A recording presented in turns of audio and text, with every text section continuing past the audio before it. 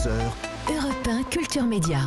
Philippe Vandel. Bonjour Luce Bernard. Bonjour Philippe, bonjour tout le monde. Au sommaire de votre journal des médias. Alors c'est un journal international ce matin, International Radio News. Non, je vous la fais pas en anglais, je vous promets. Voilà, Non, las noticias. non, c'est vraiment anglais, vous allez voir. Pardon. Donc là, anglais et américain. La suite d'un de nos feuilletons de l'année, Twitter et Elon Musk. Une famille anglaise fait reconnaître la responsabilité des réseaux sociaux dans la mort de sa fille. Donald Trump demande près de 500 millions de dollars à la chaîne CNN. Et puis en fin de journal, retour en France avec un programme toujours très apprécié par les téléspectateurs. On en parle chaque année dans ce journal, c'est notre petite tradition. Mais d'abord, les audiences qu'ont regardé les Français hier soir. Ils ont regardé La Stagiaire, la saison 7, ça cartonne toujours autant, 4 540 000 téléspectateurs, 22,8% de part d'audience. Bon, c'est en légère baisse, mais après un lancement, c'est normal.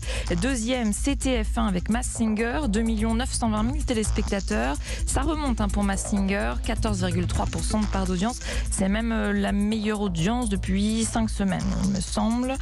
Troisième, M6 avec la série La Maison d'en face, en très légère baisse, 1 530 000 téléspectateurs, 8% de part d'audience. Et puis à noter que sur France 2, Les temps changent, l'émission de Faustine Bollard ne marche pas. 1 million de téléspectateurs seulement, 6,3% de part d'audience hier soir.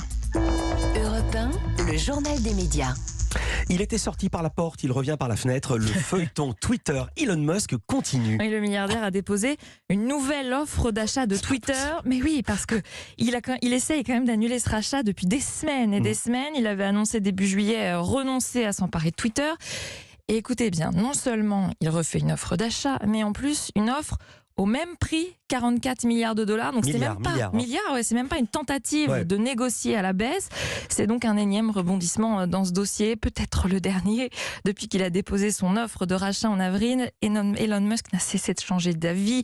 Il a menacé d'annuler son offre, réclamé des données pour évaluer le nombre de faux comptes, obtenu des données, annulé son offre d'achat. C'est donc pris un procès de Twitter qui exige qu'il honore son offre d'achat. Et à quelques jours du début de ce procès, voilà qu'il remet ses 44 milliards de dollars sur la table, avec évidemment comme volonté de faire annuler les poursuites. D'après plusieurs experts cités par la presse américaine, les chances d'Elon Musk de gagner son procès étaient en fait infimes. Il aurait sans doute été contraint, quoi qu'il arrive, par la justice d'acheter Twitter au prix annoncé. Et puis cette action en justice aurait aussi conduit à un déballage public, ce que le milliardaire préférerait éviter. Normalement, la vente va donc vraiment avoir lieu.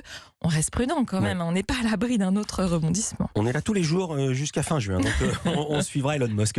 On va continuer de parler de réseaux sociaux. Ça se passe au Royaume-Uni. Pour la première fois dans l'histoire, une famille fait reconnaître leur responsabilité à ces réseaux dans le suicide d'une jeune fille. Des réseaux sociaux qui ont contribué, je cite, à la mort de Molly, 14 ans. Elle s'est suicidée dans sa chambre un soir. Elle regardait beaucoup de contenu sur les réseaux sociaux. C'est le cas de beaucoup de jeunes.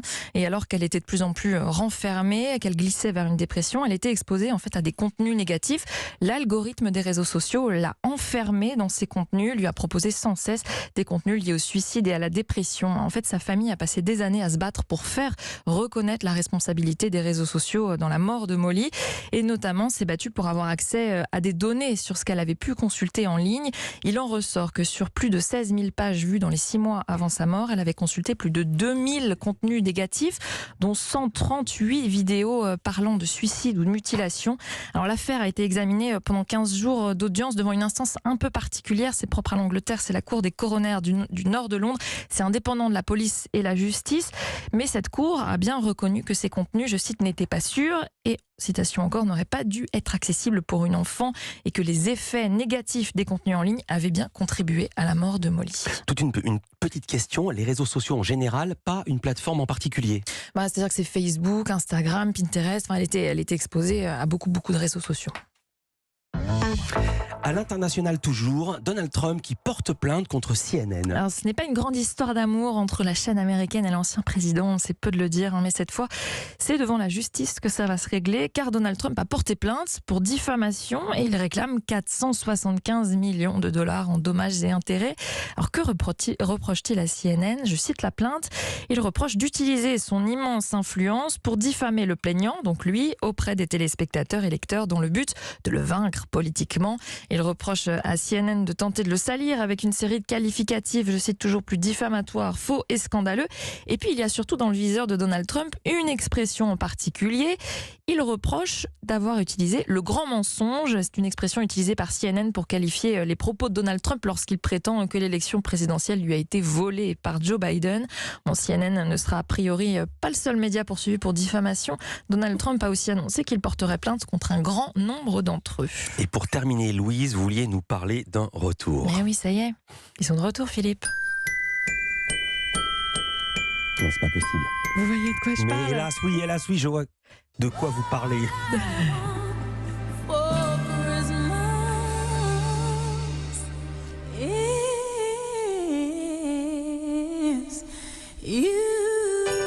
Les téléfilms de Noël, ça y est. TF1 vient d'annoncer hier qu'ils seront à l'antenne à partir du 24 octobre. 24, c'est très tôt. Les années précédentes, la Une attendait au moins qu'Halloween soit passé. Alors je me suis renseignée auprès de la chaîne. C'est une décision totalement assumée. On me dit que chaque année, c'est de plus en plus tôt et que ça marche. Les audiences sont bonnes et les Français ont besoin de réconfort. Alors l'autre chaîne connue aussi pour diffuser des téléfilms de Noël, c'est M6. Mais depuis quelques mois, la case qui diffusait des téléfilms est occupée par des documentaires. Ça s'appelle Un jour un doc. Mais rassurez-vous, j'ai contacté M6 et la chaîne m'assure qu'il y aura bien des téléfilms de Noël.